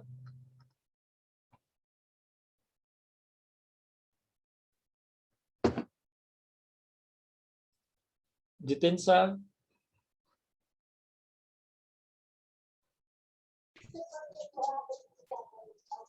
सर नमस्ते नमस्ते जितेन जी सर त्यो मैले चाहिँ एउटा बुकमा के पढेको थिएँ भने लो हेड भनेको लेस देन 30 डिग्री के less than 313 metre medium head भनेको 13 देखि 300 को बीचमा त्यति मिटरमा अनि हाई हेड भनेको 300 भन्दा माथिकोलाई मैले पढेको थिएँ तपाईकोमा चाहिँ 30 भन्दा सानोलाई लो 30 देखि 100 लाई चाहिँ मिडियम 100 भन्दा माथिलाई तपाईले हाई भन्नुभएको के हो सर त्यो एक्ज्याक्ट तपाईले कुन बुकबाट त्यो भन्नुभएको सर बिएन न्यू पानी मैले पढेको थिएँ सर। बिएन नेपालीमा 300 छ है। हजुर हजुर यो चाहिँ अब कस्तो हुन्छ भने यसको एक्ज्याक्टली यही हुने भन्ने हुँदैन हैन। हजुर सर। अब केही बुक अनुसार फरक फरक हुन्छ। यसमा अब एडप्टेड चाहिँ मैले रिफर गरेको बुकबाट 100 बाट मैले पनि 100 लेखेँ अब हैन। सर कुन बुक त हजुरले रेफर गर्नुहुन्छ सर? मलाई अहिले एक्ज्याक्टली यसकै त्यो बुक त याद भएन। मैले अब डिफरेन्ट गरेर आउँछु, साइटहरु पनि हेरेर आउँछु हैन। हजुर अब त्यो 300 नै रहेछ भने म यसलाई त्यो हुन त तपाईले भने बिएनमा 300 छ नि। अब यो बुकहरुमा हाम्रो स्ट्यान्डर्ड यही हो क्लासिफिकेसन भन्ने हाम्रो केसमा छैन के रे। हजुर हजुर अब कसैले इन्डियाको चाहिँ बेसमा लिन्छ, कसैले युरोपियनको चाहिँ क्लासिफिकेसन लिन्छ, जसले गर्दाखेरि फरक फरक पर्न गएको हो हैन। हजुर त्यो फिक्स छ, त्यो त फिक्सै हुनुपर्ने हैन सर, त्यो कन्स्टेन्ट भ्यालु होला नि। नै त्यो त अब कसैले हाम्रो केसमा हाम्रो देशमा कुनै बडीले अर्गनाइजेसनले भनिदिनु पर्यो नि यो भन्दा बढी चाहिँ हाइड हो भनेर। हजुर हजुर हजुर अब त्यो आफ्नो नभएपछि त अरूको चाहिँ इन्डियाको एउटा स्ट्यान्डर्ड हुन्छ, युरोपको एउटा स्ट्यान्डर्ड हुन्छ, चाइनाको एउटा स्ट्यान्डर्ड हुन्छ हैन। हजुर सर हजुर त्यो हुनाले फरक पर्न गएको हो जितेनजी हैन। हजुर सर। यदि हामीलाई यो क्वेसन आउँदा के गर्ने भनेर चाहिँ डिसाइड गर्नु पर्यो भने यसलाई हामी म एकचोटि अझै कन्फर्म गर्छु अनि डिसाइड गरौँला नि। ए हुन्छ सर हुन्छ। है के छ अब यो यस्तो यो डेटाहरु चाहिँ अब हाम्रो आफ्नो चाहिँ यस्तो रेगुलेसन बडी नभएको हुनाले चाहिँ अलिकति यो डेटाहरु चाहिँ हामीले डिफरेन्ट कन्ट्रीहरुको चाहिँ गर्दाखेरि धेरै डेटाहरु नै फरक पर्छ क्या यो। हजुर सर। त्यो भएर कुनै पनि रङ कुनै पनि राइट भन्ने हो के रे, कुनै पनि रङ भन्ने हुँदैन। हजुर सर। कहाँबाट रङ भन्न खोजेको हैन सर, मैले चाहिँ एक्ज्याक्ट कुन हो भनेर त्यो स्पष्ट हुन खोजेको तपाईको कुरा। हजुर सर। हो सर धन्यवाद त्यो भन्नु। Okay, so a hydro plant with a water head more than 100 meter is termed as high head plant. अब यसलाई चाहिँ यो कन्ट्रोभर्सी यो कसैले 300 कसैले 200 भनेको होला हैन। यसलाई we will clarify in next class. So in this case the water from main reservoir is carried through tunnels up to the source tank from where it is taken through the penstock. So reservoir बाट source tank त्यहाँबाट penstock हुँदै turbine सम्म पुग्छ। So since the water head is very high, the effect of water hammer is too severe in such plant. Water hammer भनेको के हो त, जस्तो टनलबाट चाहिँ हाई स्पिडमा चाहिँ तपाईको चाहिँ यहाँ पानी फ्लो भएर जाँदाखेरि यहाँ एयर बबलहरु बीचमा चाहिँ ग्याप प्रोडक्सन हुन्छ र त्यहाँ हावा भरिन थाल्छ टनलमा, जसलाई हामी जसलाई जुन त्यो पेनिस्टकमा चाहिँ हावा भरिन थाल्छ त्यो इफेक्टलाई चाहिँ हामी ह्यामर भन्छौं, water hammer. So since the water head is very high, the effect of water hammer is too severe in such plants. It is essential to provide the source tank in the water line in the appropriate location. So त्यसलाई चाहिँ हामीले minimise गर्नलाई चाहिँ यहाँ source tank राखेको हुन्छ, जसले गर्दाखेरि चाहिँ यहाँ यदि बबल क्रिएट भयो भने के हुन्छ, त्यो योबाट एक्स्ट्रा चाहिँ यहाँ पानी जम्मा भएको पानी चाहिँ यसले सप्लाई गर्छ र यो पेनिस्टकलाई चाहिँ भरिहाल्छ के, त्यो बबल क्रिएट हुन दिँदैन, स्पेस क्रिएट हुन दिँदैन। The source tank take cares of increasing and decreasing water level during the low demand and high demand periods respectively. त्यसरी नै सोर्स ट्याङ्कले के गर्छ त फेरि यदि चाहिँ यहाँ चाहिँ चलिरहेको बेलामा यहाँ पावर हाउसमा यहाँ भल बन्द भयो, अब पानी सर्लक्क फर्किन्छ, सर्लक्क फर्केर यहाँबाट यो क्यानल थ्रु फोरवेसम्म जाने बेलासम्म त के हुन सक्छ, त्यो क्यानल थ्रु फोरवेसम्म जाने बेलासम्म त यो ब्रस्ट हुन सक्छ हाई प्रेसरले गर्दा। त्यसैबेला हाई प्रेसर वाटरलाई रिलिज गर्ने ठाउँ पनि यो सोर्स ट्याङ्कले चाहिँ अभाइलेबल गर्छ, सोर्सले पनि काम गर्छ source ट्याङ्कले। So the Francis and Pelton Wells turbine are most suitable for the high head plant है। हाई हेड अब पुरै हाई हेड एकदम धेरै हाई हेड र लो डिस्चार्ज छ भने पेल्टन युज गर्छ हैन। अनि चाहिँ अब चाहिँ हेड पनि मिडियम अनि डिस्चार्ज पनि मिडियम छ भने त्यति बेला फ्रान्सिस टर्बाइन चाहिँ बढी चाहिँ युज गर्छ। अर्को मिडियम हेड पावर प्लान्ट्स छ। मिडियम हेड पावर प्लान्ट्स भनेको चाहिँ अब यसमा चाहिँ त्यही अरु यो पावर प्लान्टको स्ट्रक्चर त उस्तै हुने भइहाल्यो हाई हेड र मिडियम हेडको जस्तै। अब मिडियम हेडमा अब पनि एउटै सोर्स ट्याङ्क चाहिँ बनाइन्छ कहीं है। अब सोर्स ट्याङ्कको चाहिँ कति ठुलो राख्ने कति सानो राख्ने चाहिँ अब हाई हेडमा भन्दा अलि चाहिँ स्मल रेन्जको हुन्छ। सो यो रिभर रिजर्भयर भयो, यहाँबाट चाहिँ अब हामीले चाहिँ यो पेनिस्टक थ्रु नै जाने भयो, अरू त सेम नै भइहाल्यो होइन फ्रान्सिस टर्बाइन। तर अब फ्रान्सिस टर्बाइनमा यहाँ एउटा कुरा के हुन्छ, ड्राफ्ट ट्युब हुने भयो कि यहाँनिर। फ्रान्सिस टर्बाइन राख्नुभयो भने यहाँ एउटा ब्रान्च ड्राफ्ट ट्युब हुन्छ। वाटर लेभल भन्दा फ्रान्सिस टर्बाइनलाई अलिकति हाइट मेन्टेन गरेर राखेको हुन्छ, यसलाई चाहिँ ड्राफ्ट ट्युब भनिन्छ है। अनि अब यहाँ बल्ब पावर हाउस अरू कुरा एज इट इज नै भइहाल्यो है। So the hydro plant with a water rate of in the range of 30 to 100 meter is termed as a medium head power plant. The foreway provided the beginning of the penstock serves as the water reservoir. अब the penstock को top मा त के हुने भयो, foreway हुने भयो। So the water is generally carried out in open channel from main reservoir to the foreway. अब foreway सम्म आउनलाई चाहिँ यदि अब हामीले चाहिँ यो चाहिँ foreway हो भने यहाँसम्म अब यदि खोलाबाट टाढा छ भने त्यहाँबाट क्यानलबाट पनि ल्याएर यहाँ जम्मा गर्नुपर्ने हुन्छ हैन, त्यही भनिरहेको छ है। अब यदि हाम्रो चाहिँ water is generally carried out in the open canal, अब हामीले चाहिँ कुलो जस्तो बनाएर ल्याएको हुन्छ नि धेरै ठाउँमा त, सो त्यहाँ कुलो जस्तो बनाएर ल्याएर कुलो बनाएर त्यसलाई हामी channel canal you can say whatever you like, so त्यहाँबाट चाहिँ कुलो बनाएर ल्याएर चाहिँ हामी फोरवेमा जम्मा गर्छौँ अनि त्यहाँबाट पेनिस्टकमा पठाउँछौँ। The foreway itself acts as a source tank. अब यस्तो खालेमा चाहिँ छुट्टै source tank बनाउनु पर्दैन, 100 मिटर भन्दा लो हेड भएकोमा चाहिँ फोरवेले नै चाहिँ source tank को काम गरिदिन्छ। and hence receive the excess water during the low demand periods. High हेडमा हो हामीलाई source tank एकदम जरुरी पर्ने, यो चाहिँ 100 मिटर भन्दा तलकोमा चाहिँ हामीलाई source tank फोरवेले नै source tank को काम गरिदिन्छ। So this type of plant commonly use Francis turbine. Medium हेडमा चाहिँ मोस्टली फ्रान्सिस टर्बाइन चाहिँ युज गरिन्छ है। प्रेम बहादुर साई भन्नुस् त। सर नमस्ते। हजुर नमस्ते।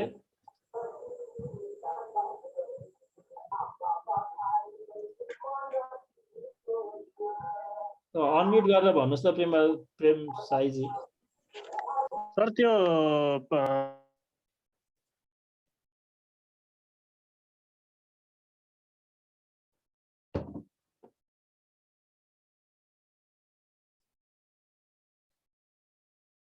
तपाईको म्युट भइहालेछ के फेरि? त्यही त कसरी म्युट हुन्छ आफै। सर त्यो पम्प स्टोरेज टाइप छ नि सर, पम्प स्टोरेज टाइप। हजुर हो, त्यसमा त्यही जेनेरेटरले मोटर काम गरेर स्टोर गर्छ भनेर भन्नुभयो नि सर हजुरले। हो हो। त्यसमा टर्बाइन चाहिँ कुन युज गरेको हुन्छ सर? त्यो टर्बाइनले कसरी तान्छ त्यो पानी माथि? पम्प हुन्छ, पम्प त्यहाँ छुट्टै पम्प राखेको हुन्छ, बुझ्नुभयो नि? भनेपछि त्यो त साफ्टसँग त जोड्नु पर्ला, टर्बाइन के अरे जेनेरेटरको साफ्टसँग जोड्नु पर्ला, अनि प्रत्येक चोटि त्यो टर्बाइन झिकेर फालेर अनि त्यो जोड्ने कि कस्तो, कि अलगै अर्को ठाउँमा? त्यसको एरेन्जमेन्ट त भइ नै हाल्छ हैन, टर्बाइन के पनि झिक्नु पर्दैन। त्यसमा चाहिँ अब पम्प त राख्न परिहाल्यो नि हैन, पानी तान्ने भनेपछि मोटरले मात्र काम गर्दैन नि। हो भनेपछि त्यसमा चाहिँ हामीलाई अरू हाइड्रो पावरमा भन्दा पम्प, त्यो पम्प स्टोरेजमा चाहिँ त्यहाँ पम्प पनि राखेको हुन्छ कि, त्यो पम्प राखेर अनि ब्याक टु माथि पठाउने टाइपको स्ट्रक्चर बनाएको हुन्छ। त्यहाँ मैले पम्प एन्ड टर्बाइन भनेर पनि देखाएको छु नि, त्यो स्ट्रक्चरमा हेर्नुभयो भने। अर्को त्यो उ भन्नुभयो नि सर, फ्रान्सिस टर्बाइनको कुरा गर्नुभयो नि सर। फ्रान्सिस टर्बाइन ड्राफ्ट त्यो एकचोटि लेआउट डायग्राम देखाउनु सर हजुरले।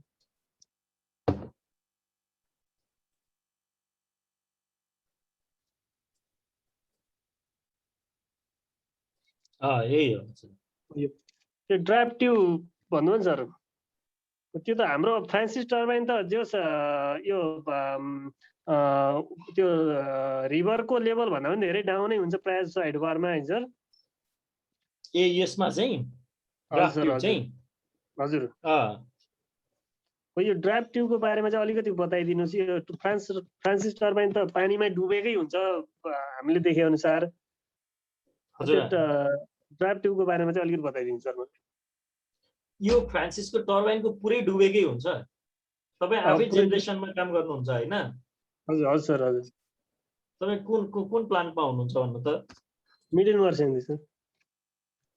मध्य मर्स्याङ्दी भनेको त्यो आबु खैरेनीवाला होइन, अलि माथिको सिउडी बारवाला। सुनको सिउडी बारवाला सर, यहाँ लमजुङ। सिउडी बारवाला 70 मेगावाट हैन? हजुर सर हजुर। त्यसमा पनि के फ्रान्सिस नै छ हैन त? म यहाँ आएको 2 महिना मात्रै भयो सर। म पहिला पेल्टन टर्बाइनवालामा थिएँ उता कुवा खोला जलविद्युत केन्द्रमा। यो ड्राफ्ट ट्युबको बारेमा अलिक कन्फ्युज छु कि सर। मैले त्यहाँभित्र पसेर जे होस् टर्बाइन चाहिँ हेरेको छु। अस्ति हामीले एकचोटि हेरेको थियौँ। अहिले त पावर हाउस पनि सटडाउन भएको छ। अनि यो ड्राफ्ट ट्युबको बारेमा चाहिँ मलाई नआएरै सोधेको सर। त्यसको बारेमा बुझाइदिनु। यो यस्तो हुन्छ कि साइज कस्तो हो भन्दाखेरि यो फ्रान्सिसमा चाहिँ जस्तो पेल्टन टर्बाइनमा चाहिँ कस्तो हुन्छ, तपाईँ कुवा खोलामा भन्नुभयो भने पेल्टन टर्बाइनमा चाहिँ हाई भेलोसिटीमा पानी पठाएको हुन्छ हैन। अनि त्यो हाई भेलोसिटीको पानीले टर्बाइनमा स्ट्राइक गरेर अनि टर्बाइन घुमाएको हुन्छ। पानी त्यसबाट काइनेटिक इनर्जीको मात्रै युज गरेको हुन्छ कि त्यो पेल्टनमा कि। हजुर हजुर। अनि तर यो फ्रान्सिसमा के हुन्छ भने मिडियम हेड हुन्छ। यसमा जति यो पेल्टन टर्बाइन युज गरेको प्लान्टमा जति पानीको भेलोसिटी हुँदैन। अनि यसको वर्किङ प्रिन्सिपल पनि पेल्टनको र फ्रान्सिसको फरक कुरा हो नि। अनि फ्रान्सिसले चाहिँ के गर्छ भन्दाखेरि पानीको काइनेटिक इनर्जीको पनि युज गर्छ अनि अर्को चाहिँ प्रेसर इनर्जीको पनि युज गर्छ के। यो जुन प्रेसर डिफरेन्सको चाहिँ कन्सेप्ट लिन्छ क्या यसमा चाहिँ। जस्तो तपाईँको यहाँ पानी झरिसकेसीको र यहाँ भित्र फ्लो भइरहेको, अनि यहाँ चाहिँ कस्तो, यदि तपाईँले टर्बाइन पेल्टन टर्बाइनमा हेर्नु भने यहाँबाट पानीले पेल्टन टर्बाइनलाई बकेटलाई हिर्कायो अनि सिधै तल झर्छ है। तर फ्रान्सिसमा हेर्नुभयो भने पानी यहाँ पठाइसकेपछि एक सर्कुलेट पानी यहाँबाट घुमेर बल्ल झर्ने भयो यसरी। बस एकदम हो सर है। भनेपछि त्यो चाहिँ त्यो पानीसँगै पानीको इनर्जीसँगै चाहिँ त्यो चाहिँ फ्रान्सिसको बकेट घुम्ने हो। भनेपछि फ्रान्सिसमा चाहिँ प्रेसर ब्यालेन्स गर्नको लागि चाहिँ हामीलाई ड्राफ्ट ट्युब चाहिन्छ। अहिले तपाईँलाई अलिकति सर्टकट आन्सर भन्दा चाहिँ त्यो प्रेसर डिफरेन्सको प्रेसर इनर्जीको म्याक्सिमम युज गर्नको लागि चाहिँ हामीलाई ड्राफ्ट ट्युब चाहिन्छ।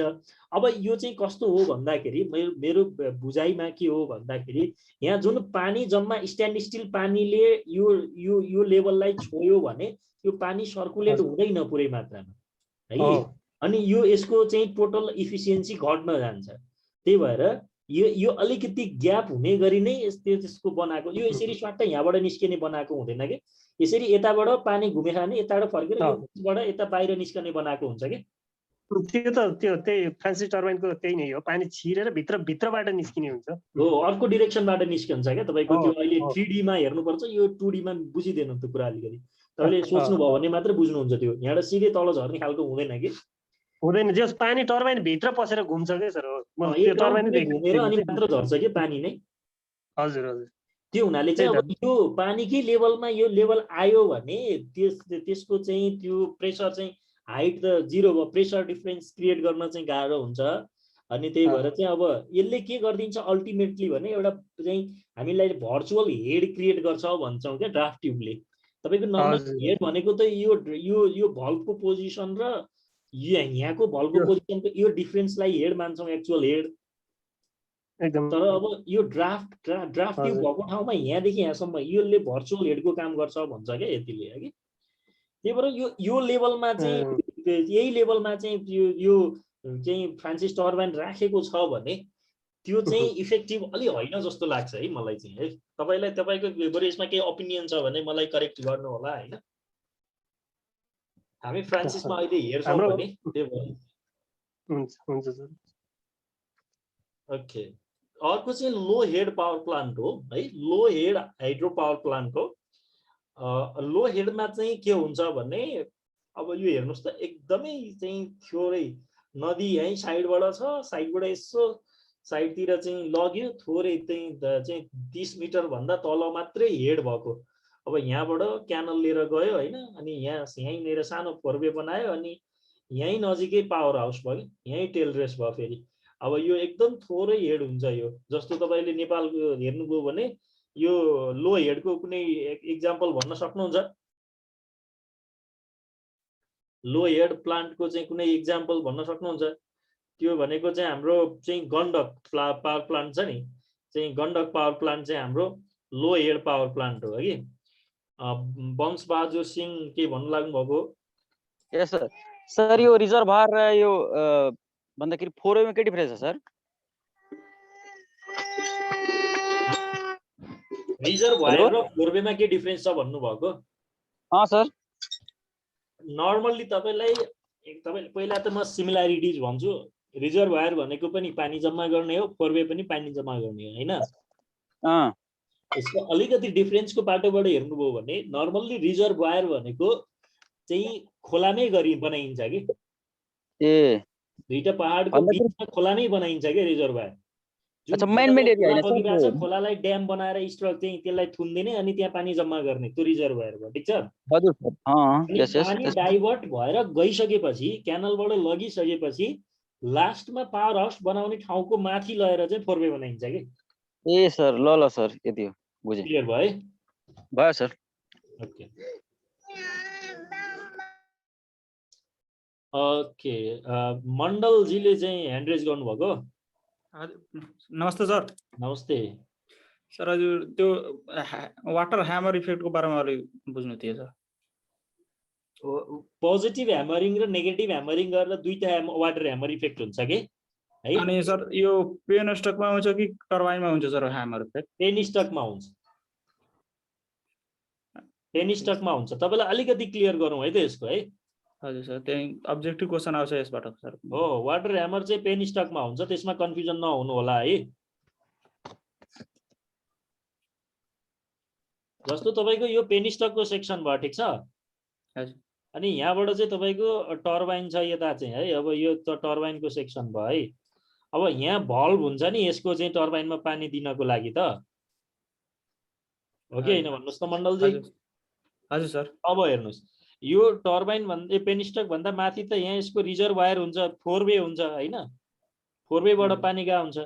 यो फोरवे र पेन स्टकको बिचमा चाहिँ हामीले यहाँ फोरवे भन्दा यो चाहिँ फोरवे भन्दा अगाडि यहाँ एउटा सर्च ट्याङ्क बनाएको हुन्छ। यदि पहिला सर्च ट्याङ्क भएन भने के हुन्छ म तपाईँलाई भन्छु। यो फोरवेबाट अलि यो हाई हेडमा हुन्छ, तपाईँले स्वाटै यो भल्भ सपोज सुरुमा क्लोज गर्नु भएको थियो, अब हाइड्रो पावर चलाउनु पर्यो भनेर यो भल्भ खोलिदिनु भयो, ठिक छ? यो भल्भ खोलिदिँदाखेरि के हुन्छ, यहाँको पानी त हाई स्पिडमा आउँछ, यो त किनभने एकदम धेरै भर्टिकल हुन्छ पेन स्टक त। हाई स्पिडमा यो पानी आउँदाखेरि जुन यो मेन भल्भबाट छिरेको पानीले मात्रै यो पेन स्टक पाइप पुरा भरिन सक्दैन। पुरा भरिन नसकेपछि बिचमा के हुन्छ, खाली हावा जान्छ क्या, हावा जान्छ, त्यसलाई अब एयर स्पेस क्रिएट हुन्छ, एयर बबल जस्तै। जसले गर्दाखेरि त्यो पानी पेन स्टकमा पानी भरेर जति इनर्जी हुनुपर्ने हो त्यति भएन नि, बिचबाट हावा गएपछि यसरी, हो कि होइन भन्नुहोस् त? हजुर हजुर। यो ह्यामरिङ इफेक्ट हो।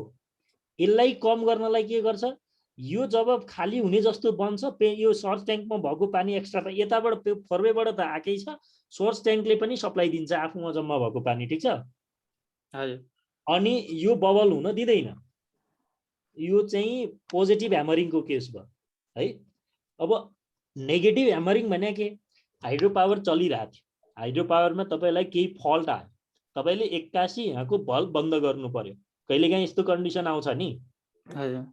एक्कासी यो भल्भ बन्द गर्दाखेरि यसरी हाई स्पिडमा माथिबाट आइरहेको पानीलाई झ्याप्प एकचोटि बन्द गर्दाखेरि के हुन्छ, यो सर्लक्क फर्केर पछाडि जान्छै जाँदैन? सर्लक्क फर्केर माथि जाँदाखेरि यो पेनिस्टक पाइप सपोज एकदमै लामो छ भने यो माथिसम्म पुगुन्जेलसम्म त यसले पेनिस्टक पाइपलाई नै फुटाइदिन सक्ने चान्स हुन्छ नि, झ्याप्पै माथि प्रेसर बढी लिन्छ, प्रेसर बढी भएर त्यो प्रेसर रिलिज गर्नको लागि फेरि यो पानी सर्च ट्याङ्कको यो खाली स्पेसतिर जान पायो नि त, यसले पेनिस्टकलाई फुट्नबाट बचाउँछ। त्यो माथि जाँदाखेरि जो हाई प्रेसरमा जान्छ त्यो चाहिँ एन्टी ह्यामरिङ, नेगेटिभ ह्यामरिङ हो कि। सर यो वाटर ह्यामर इफेक्ट यो प्रोटेक्सनको यो सर्च ट्याङ्क यो प्रोटेक्सनको लागि सर्च ट्याङ्क राख्यो है। ल sir, thank you sir. Okay,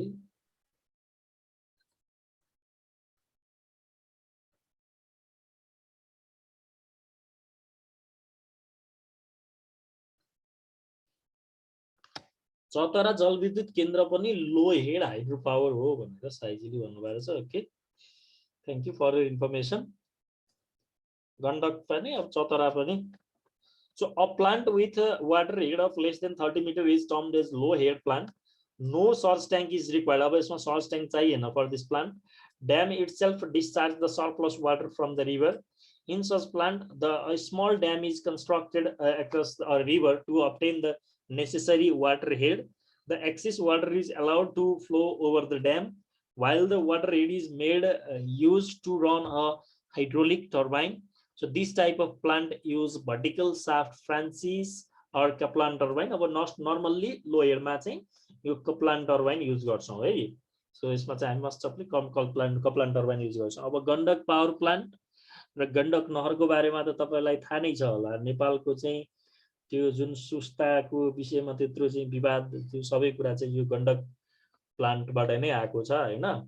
तपाईहरुलाई यसको चाहिँ त्यो डिटेल पनि थाहा छँदैछ. अब नेपालमा चाहिँ वाटर यो नेपालको पानी पोलिसीमा चाहिँ त्यो चाहिँ कस्तो के खालको भइराछ भनेर त्यो गण्डकमा बाँध बनाएर चाहिँ त्यो 15 मेगावाट मात्रै चाहिँ जनरेट गरेर अनि बाँकी त्यो हेडबाट चाहिँ क्यानल बनाएर इन्डिया सिंचाइको लागि लगेको छ के. त्यहाँको चाहिँ त्यो मेन चाहिँ त्यो सिंचाइको लागि प्रोजेक्ट बनाउँदाखेरि नेपाललाई एउटा सानो प्रोजेक्ट त्यति ठुलो नदीबाट चाहिँ 15 मेगावाट बनाएर नेपाललाई चाहिँ फेभर गरिदिएको जस्तो चाहिँ छ के त्यहाँनिर. लोहारजीले के सोध्न खोज्नु भएको हो? त्यही सर गण्डक चाहिँ मेरो एरियातिर छ के गाउँनिर. एक्सपिरियन्स भन्नुस् त के हो त्यो? हजुर त्यो लो हेड हो के भन्छन् लो हेड हो क्या त्यो. हजुर त्यो चाहिँ त्यसमा चाहिँ के अरे क्याप्लन टर्बाइन युज भएको छ है. हजुर टर्बाइन भनेपछि त्यहाँबाट तपाईलाई चाहिँ क्यानलबाट चाहिँ यो के भन्छ सिंचाइको पनि यो नवलपरासीतिर र यताहरूले चाहिँ यो के भन्छ उत्तर प्रदेश कि बिहारतिर चाहिँ सिंचाइ गर्नु परेको छ नि. उत्तर प्रदेशमा गएको छ. उत्तर प्रदेशमा त्यो पनि तपाईहरुलाई थाहा छ होला हैन. 70% उत्तर प्रदेश लगेको छ हैन. 15 मेगावाट चाहिँ त्यसको उत्पादन क्षमता रहेछ. हो त्यही हो. तपाईको घर चाहिँ नवलपरासी? हजुर नवलपरासी. ओके इन्फर्मेसन दिनुभयो. थ्यांक यू है लोहाजी. Thank you sir. ओके रेजीले पनि एउटा ह्यान्ड रेज गर्नु भएर चाहिँ के छ भन्नुस् त? सर यो सर्च ट्याङ्कको लोकेसन चाहिँ एक्ज्याक्ट भनिदिनु पर्यो सर. कुनै कुनै बुकमा यो टर्बाइन नजिक बने हुन्छ, कुनै ड्याम नजिक, कुनै पेनस्टकको बीचमा. फेरि भन्नुस् त? सर्च ट्याङ्कको एक्ज्याक्ट लोकेसन भनिदिनु पर्छ सर. एक्ज्याक्ट भन्दाखेरि यो मोस्ट अफ द केसमा चाहिँ कस्तो हुन्छ भन्दाखेरि पेनिस्टक र मिडियम हेडमा हेर्नुभयो भने पेनिस्टक र चाहिँ त्यो फोरवेको बीचमा हुन्छ है. ठ्याक्क पेनिस्टक सुरु हुने ठाउँमा हुन्छ कि. हजुर. अब एकदमै हाई हेडको केसमा चाहिँ पेनिस्टकको बीचमा पनि हुन चाहिँ सक्छ. द्याट इज अल्सो पोसिबल है. क्वेशनमा भने हुन्छ हैन surge tank location near to. त्यसमा के लेख्न सर? त्यहाँ अब अप्सन हेर्नुस् न. अप्सनमा ड्याम, फोरवे, पेनस्टक अनि टर्बाइन. त बीचमा त यो त पर्ने त पेनस्टकको बीचमा हुन्छ हैन. भनेपछि त पेनिस्टक लेख्नु पर्यो. किनभने ठ्याक्कै पेनिस्टकको सुरु हुने मुखमै हुन्छ क्या मोस्ट अफ द केसमा चाहिँ सर्च ट्याङ्क है. अनि त टर्बाइनको नजिकमा पनि कुनै कुरामा दिएको हुन्छ. टर्बाइनको नजिक भन्छ? हजुर. टर्बाइनको नजिक हुने सर्च ट्याङ्कबाट टाढा हुने त हुँदैन हैन. त्यो त मिलेन के. किनभने टर्बाइन र सर्च ट्याङ्क त के अरे टर्बाइन र पेनिस्टक त जोडिएकै हुन्छ नि त. हजुर. टर्बाइन नजिक भए त पेनिस्टकबाट टाढा हुन त पोसिबल भएन नि. के लेख्ने त सर? नै त्यो त नियर टु भन्नु भने त पेनिस्टक लेखिदिने. त्यसमा कन्फ्युजन नै भएन. हजुर. Near to penstock. अनि सर यो हाइड्रो पावर जेनेरेसनको इक्वेसन? त्यो पावरको इक्वेसन भन्नुभएको? हजुर. मैले यहाँ पावर इक्वेसन राखेन है. त्यो त मोस्ट इम्पोर्टेन्ट छ नि सर. त्यो त अब चाहिँ त्यो हाम्रो हाइड्रो पावरको टोटल हेड कति छ अनि मिटरमा अनि त्यसको चाहिँ डिस्चार्ज कति छ अनि त्यहाँबाट चाहिँ वाटर डेन्सिटी गरेर एटा रो क्युजिएस भनेर हामी भन्छौँ के अरे. अब मैले यहाँ चाहिँ तपाईँले सम्झाउनु भयो. मैले ठ्याक्कै पावरको एक्सप्रेसन चाहिँ यहाँनिर राखिनँ होइन. डेरिभेसन भनेर म तपाईँहरूलाई राखिदिउँला. यो भनेको चाहिँ एटा रो अनि क्यू अनि यो चाहिँ जी अनि एच यति चाहिँ वाट चाहिँ पानीबाट यति निस्कन्छ. यो वाटमा हो है. यो चाहिँ वाटमा हो. यो भनेको एटा भनेको इफिसियन्सी हो. टोटल युनिटहरूको इन्टेकदेखि पावर चाहिँ जेनेरेटरसम्मको इफिसियन्सी हो. अब यो इफिसियन्सी चाहिँ नर्मल्ली 0.7 को रेन्जमा हुन्छ लार्ज हाइड्रो पावर 0.7 देखि 0.8 सम्म हुन्छ भने स्मल हाइड्रो पावर केसमा चाहिँ 0.5 देखि 0.6 को रेन्जमा हुन्छ रो भनेको वाटर डेन्सिटी भइहाल्यो त्यो भनेको 1000 लिन सक्छ 1000 हुन्छ क्यू भनेको कति डेन्सिटी छ मिटर क्यूब पर सेकेन्ड यो क्यूबको युनिट चाहिँ मिटर क्यूब पर सेकेन्डमा चाहिँ पानी कति फ्लो भइरहेछ पानीको भोल्युम कति छ अनि जी भनेको त चाहिँ त्यो जुन एक्सेलरेसन के रे जुन ग्राभिटेसनल कन्स्ट्यान्ट भयो 9.81 एच भनेको चाहिँ हाम्रो हेड कति छ मिटर सो एटा रो क्यूजीएच गर्नुभयो भने यति वाट चाहिँ हाइड्रो पावरबाट निस्कन्छ भनेको हैन अब अलि यति भनेर मात्र अलि हुँदैन म तपाईहरुलाई यहाँ यो इक्वेसन पनि राख्दिनु होला हजुर इक्वेसन नोटमा राख्दिनु होला ओके ओके हुन्छ सर ओके है यहाँ चाहिँ अब बाँकी अघि क्वेसनहरु एकछिनमा लेखौँला यो ह्यान्ड रेज पुरानै ह्यान्ड रेज हो भने यसलाई लोअर गरिदिनु होला एकचोटी चाहिँ सोधिसक्नु भएको छ भने एकचोटी ह्यान्ड रेज गर्छु म फेरि यहाँ कन्फ्युज भइरहेको छ अलि केही छ भने म फेरि एकछिनमा टाइम दिइहाल्छु है सो अब अलिकति हामी अगाडि बढौँ अब हामीले दुईटा नेचरको बेसमा भन्यौँ एउटा चाहिँ पानीको अभाइलेबिलिटीको केसमा त्यो रन अफ रिभर कि run of river with pondage कि रिजर्भोयर कि पम्प स्टोरेज एउटा क्लासिफिकेसन भयो हाई हेड मिडियम हेड र लो हेडको अर्को क्लासिफिकेसन भयो अर्को नेचर अफ लोडको विषयमा चाहिँ हाम्रो पनि यो बेस लोड प्लान्ट र पिक लोड प्लान्ट भनेर भन्छौँ बेस लोड प्लान्ट भनेको this plant are required to supply constant load in the grid भनेको 24 घण्टा जस्तो कन्स्ट्यान्ट पावर चाहिँ सप्लाई गर्ने है टु सप्लाई कन्स्ट्यान्ट पावर ग्रिडमा 24 घण्टा कन्स्ट्यान्ट पावर सप्लाई गर्ने प्लान्टहरूलाई चाहिँ बेस लोड प्लान्ट भन्छ they run continuously without an interruption and are mostly remotely controlled है यिनीहरू चाहिँ अलमोस्ट कन्स्ट्यान्टली नै चल्ने खालको हुन्छ कतिपय स्टोरेज प्लान्टहरू सबै चाहिँ होइन है यो रन अफ रिभर प्लान्ट्सहरू विथआउट पोन्डेजहरू अब run of river without pondage त बन्द गर्यो भने त्यो खोलामा पानी बग्ने हो त्यही भएर रन अफ रिभर प्लान्टहरू चाहिँ त्यो कन्टिन्युअसली बग्ने खालको नै हुन्छ कि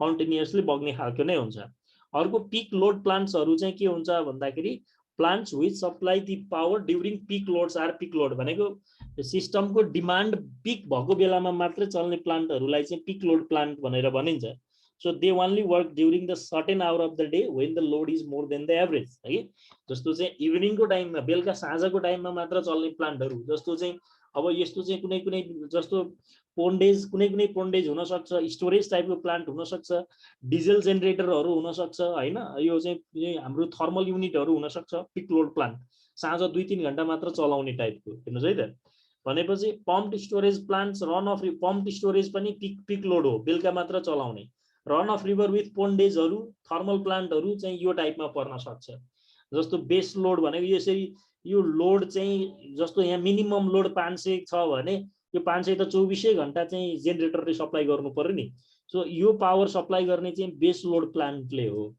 अनि अब जस्तो चाहिँ रातिको चाहिँ 500 मेगावाट छ साँझको चाहिँ 1500 मेगावाट जस्तो हुन्छ नि हाम्रो केसमा यो साँझको बेला बढेको लोड चाहिँ यसरी पोन्डेज टाइपकोले पम्प स्टोरेज टाइपकोले स्टोरेज टाइपकोले थर्मल युनिटहरूले पुरा गर्न सकिन्छ के सो बेस्ट लोड भनेको नर्मल्ली के बुझ्नु पर्यो 24 घण्टाको कन्स्ट्यान्ट लोडलाई सप्लाई गर्ने चाहिँ प्लान्ट चाहिँ बेस्ट लोड प्लान्ट भयो peak load plant peak plant भनेको चाहिँ जुन चाहिँ साँझ बिहानमा चाहिँ बढी डिमान्ड हुन्छ त्यो बेलाको लोडलाई चाहिँ सप्लाई गर्ने प्लान्ट भन्ने बुझ्नु पर्यो अर्को हामी यो बेस्ड अन ट्रान्समिसन सिस्टम कस्तोमा कनेक्ट गरेको छ हाइड्रो पावर भन्ने कुरामा त्यसको बेसिसमा पनि हाइड्रो पावरलाई चाहिँ आइसोलेटेड पावर प्लान्ट हो कि इन्टरकनेक्टेड पावर प्लान्ट हो भनेर हामी क्लासिफाई गर्न सक्छौँ आइसोलेटेड पावर प्लान्ट भनेको तपाईँले हेर्नुभयो भने विद्युत प्राधिकरणकै पनि केही पावर प्लान्टहरू आइसोलेटेड पावर प्लान्टहरू पहिले थिए अहिले पनि एक दुईटा होइन अलिअलि चाहिँ चलि नै रहेछ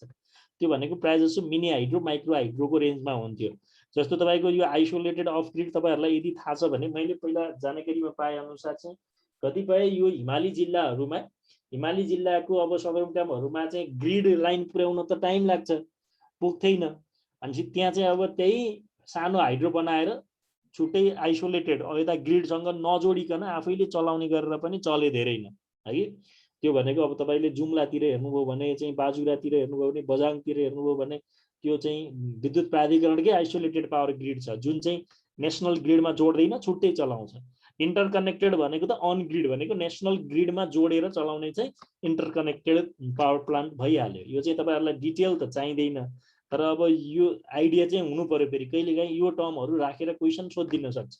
आइसोलेटेड प्लान्ट भन्ने चाहिँ तपाईँले बुझ्नुभयो भने योसँग रिलेटेड कुराहरू तपाईँले डिल गर्न सक्नुहुन्छ। इन्टरकनेक्टेड भनेको ग्रिडमा जोडेको भइहाल्यो। अर्को अब यो प्लान्ट क्यापासिटीको आधारमा पनि हाइड्रोहरूलाई कहिलेकाहीँ क्लासिफाई गर्ने गरेको देखिन्छ। त्यो भनेको अब लार्ज हाइड्रो भनेको नर्मल्ली 100 मेगावाट भन्दा चाहिँ बढी प्रोडक्सन गर्ने हाइड्रो पावर प्लान्टहरूलाई चाहिँ नर्मल्ली हामी लार्ज हाइड्रो भन्छौँ। 15 मेगावाटदेखि 100 मेगावाटसम्मको बिचमा जेनेरेट गर्ने हाइड्रोहरूलाई हामी मिडियम हाइड्रोको रेन्जमा राख्छौँ। अनि 1 मेगावाटदेखि 15 मेगावाटसम्म जेनेरेट गर्ने प्लान्टहरूलाई चाहिँ स्मल हाइड्रो पावर प्लान्ट भनेर भनिन्छ।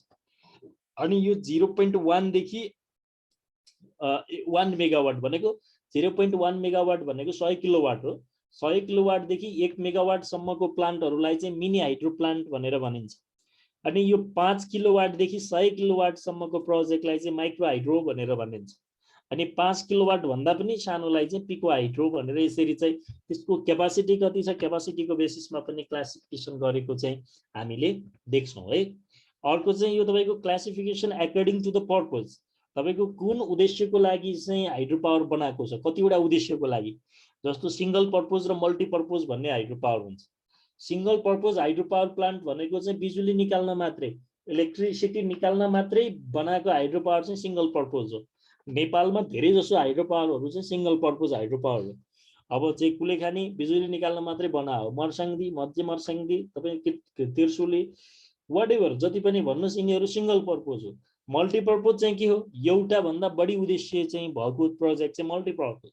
जस्तो हाम्रो गण्डक मल्टिपर्पज प्रोजेक्ट हो, किनभने गण्डकको मेन उद्देश्य हाइड्रो पावर होइन, मेन उद्देश्य इलेक्ट्रिसिटी होइन, त्यसको इरिगेसन हो मेन उद्देश्य। सो अब जस्तो हाम्रो मल्टिपर्पजको प्रोजेक्टहरू बनाउनु पर्छ भन्ने कुरो आउँछ नि। तपाईँहरूले अहिले भर्खरै एउटा नेसनल मिडियाहरूमा एकदमै हिट न्युज सुन्नुभएको होला नि, कालीगण्डकी डाइभर्जन प्रोजेक्ट भनेर। कालीगण्डकीलाई चाहिँ डाइभर्जन गरेर चाहिँ नवलपरासी, रूपन्देही र कपिलवस्तुलाई चाहिँ इरिगेसन गर्ने भनेर चाहिँ एउटा प्रोजेक्टको चाहिँ अहिले एकदमै हल्ला छ नेसनल मिडियाहरूमा। यो पावर इस्युसँग कुराहरू चाहिँ तपाईँहरूले पनि अपडेट हुनुपर्छ। तपाईँहरूले यहाँ लिखितमा नाम निकाल्नुभयो र इन्टरभ्यूमा जानुभयो भने अब मोस्ट अफ द कुरा चाहिँ नेसनल इस्युको विषयमा पनि तपाईँहरूलाई सोध्न सक्छ। त्यहाँ चाहिँ के गरेछ, त्यो कालीगण्डकीलाई डाइभर्जन गरेर इरिगेसन गर्ने बेलामा चाहिँ बिचमा हाइड्रो पावर बनाउने प्लान पनि छ कि। भनेपछि यस्तो प्रोजेक्टहरू चाहिँ मल्टिपर्पज हो। जस्तो अब त्यो मल्टिपर्पजमा चाहिँ के गर्न सकिन्छ, त्यो चाहिँ बिजुली निकाल्ने, त्योबाट सिँचाइ गर्ने, त्यहाँ चाहिँ बोटिङ गर्ने होइन। अब त्यो चाहिँ टुरिस्टबाट चाहिँ त्यहाँ टुरिस्टको एट्र्याक्सन सेन्टर बनाउने। जस्तो तपाईँको बुढी गण्डकी चाहिँ स्टोरेज टाइपको प्लान्ट चाहिँ यदि डिजाइन अनुसार बन्ने हो भने त्यो चाहिँ बुढी गण्डकीको चाहिँ त्यो जुन रिजर्भयर छ नि, रिजर्भयर एकदमै ठुलो बन्छ कि, एकदमै ठुलो बन्छ। अब तपाईँले के भनिन्छ अहिले तपाईँहरूले त्यसमा तपाईँहरू पनि अपडेट नै हुनुहुन्छ होला। तपाईँहरू पोखरा जानु भएको छ, त्यो फेवाताल देख्नु भएको छ, फेवातालभन्दा 15 टाइम्स ठुलो चाहिँ रिजर्भयर बन्छ यदि बुढी गण्डकीको रिजर्भयर बन्ने हो भने चाहिँ त्यति ठुलो रिजर्भयरलाई चाहिँ हामीले अब त्यही अब फेवातालमा त त्यति धेरै चाहिँ टुरिस्ट एट्र्याक्सन छ भने त्योभन्दा 15 गुणा ठुलो ताल चाहिँ हामीले बनाउने हो भने त्यहाँबाट चाहिँ हामीले त्यो जुन इन्टरटेनमेन्टको बोटिङ, अरू चाहिँ पानीसँग रिलेटेड इन्टरटेनमेन्टको अरू चाहिँ मिडियाबाट पनि त्यो कमाउन सक्ने त्यो एउटा टुरिस्टको एट्र्याक्सन पनि बन्छ। अनि त्यो हाइटमा निस्किसकेको पानीलाई चाहिँ त्यहाँबाट इरिगेसनको लागि अब एक खाले पहिला कुरा पनि चलेको थियो, बुढी गण्डकीको पानी चाहिँ चितवनमा लगेर इरिगेसन गर्ने भनेर, खै त्यो पछि भएन। तर मल्टिपर्पजको चाहिँ एउटा मात्र उद्देश्य नभएर धेरै उद्देश्यहरू पुरा गर्न राखेर बनाएको प्रोजेक्टलाई चाहिँ मल्टिपर्पज प्रोजेक्ट भन्छ। अब मल्टिपर्पज हाइड्रो भनेको हाइड्रो पावर नि निकाल्ने अरू पनि काम गर्ने प्लान्टलाई चाहिँ मल्टिपर्पज हाइड्रो पावर प्लान्ट भन्छ। मल्टिपर्पज हाइड्रो पावर प्लान्टको पर्पजहरू के हुनसक्छ, के उद्देश्यको लागि चाहिँ हामीले यस्तो खालको हाइड्रो पावर प्लान्ट बनाउन सक्छौँ त भन्दाखेरि for the generation of electricity त भइहाल्यो। फर्स्ट अफ अलमा हाइड्रो भन्ने बित्तिकै इलेक्ट्रिसिटी हुन परिहाल्यो। त्यसपछि इरिगेसन अफ एग्रिकल्चरल ल्यान्ड होइन, इरिगेसनको लागि, नेभिगेसनको लागि, नेभिगेसन भनेको तपाईँको बोटिङहरूबाट होइन, वाटर रिलेटेड चाहिँ ट्रान्सपोर्टेसनहरू चाहिँ नेभिगेसन भयो। फर फिसरिज एन्ड टुरिज्म होइन, फिसरिज भनेको अब माछा खेती गर्ने, माछा खेती गर्ने, अब त्यहाँ फिसिङ गर्ने चाहिँ अब फिसरिजकै टुरिज्म बनाउन सकिन्छ नि। त्यहाँ एउटा सर्टेन एरिया छुट्याउने हैन, त्यहाँ गएर चाहिँ फिस हन्टिङ गर्न पाइन्छ भन्ने त्यो पे गरेर माछा मार्ने लिएर आउने जस्तो बनाएर पनि टुरिज्म बनाउन सकिन्छ नि हैन। माछा पाल्ने, खेती गर्ने, व्यावसायिक खेती गर्ने पनि गर्न सकियो। फ्लड कन्ट्रोलको लागि हैन, पहिरो रोकथामको लागि पनि प्रोजेक्ट यो हाइड्रो प्रोजेक्ट युज गर्न सकिन्छ। अब कहीँ डोमेस्टिक वाटर सप्लाई, खानेपानी पनि हामीले अब पानीको चाहिँ एउटा लेभलसम्म ड्याम बनाइसकेका छौँ, त्यहाँ ड्यामबाट त्यहाँ वरिपरिको घरमा चाहिँ पम्पिङ गरेर चाहिँ वाटर सप्लाईहरू पनि दिन सकिन्छ, अथवा त्यहाँबाट लार्ज स्केलमा माथि डाँडामा चाहिँ अर्को ट्याङ्की बनाएर चाहिँ बनाउन पनि सकिन्छ। So this may be the different purpose of multipurpose hydro power project है कि। अर्को भनेको according to the hydrological relation भनेको जस्तो तपाईँको सिंगल स्टेज हो कि मल्टिपल स्टेज हो भन्ने केसमा पनि अब यसलाई चाहिँ सिंगल स्टेज हो कि क्यास्केड सिस्टम हो भनेर चाहिँ पनि हाइड्रो पावरको क्लासिफिकेसन गरेको हुन्छ। तपाईँले क्यास्केड सिस्टम यही हाम्रै केसमा पनि देख्न सक्नुहुन्छ। सिंगल स्टेज भनेको चाहिँ खोलाबाट पानी लियो, एकचोटि हाइड्रो पावर निकाल्यो अनि खोलामै फालिदियो, त्यो सिंगल स्टेज भयो।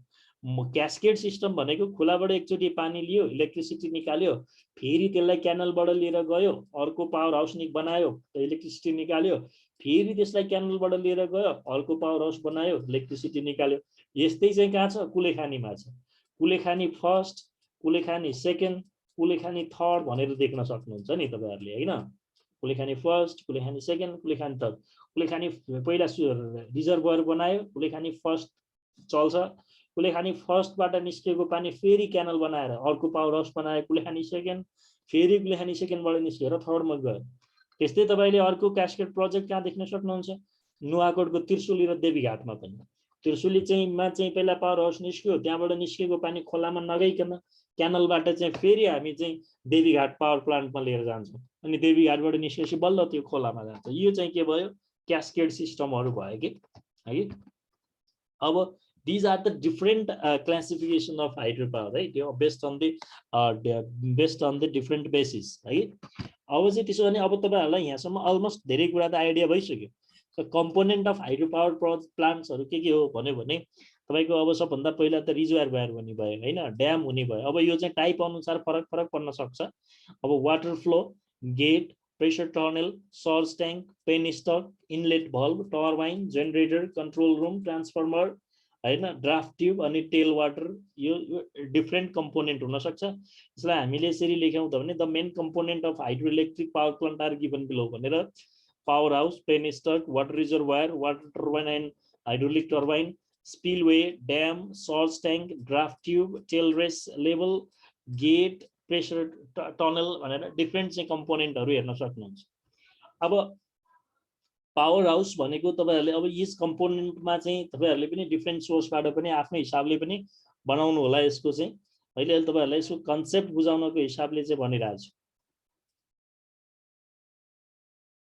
रे चाहिँ प्रवेशले तपाईले ह्यान्ड रेज गर्नुभएको सर। डिसेल्टिङ बेसिन पनि हुन्छ एउटा। डिसेल्टिङ बेसिन पनि यो मात्र सबै छुट्या छैन, तपाईहरुले आफ्नो लिएको रेफरेन्सबाट पनि लिन सक्नुहुन्छ।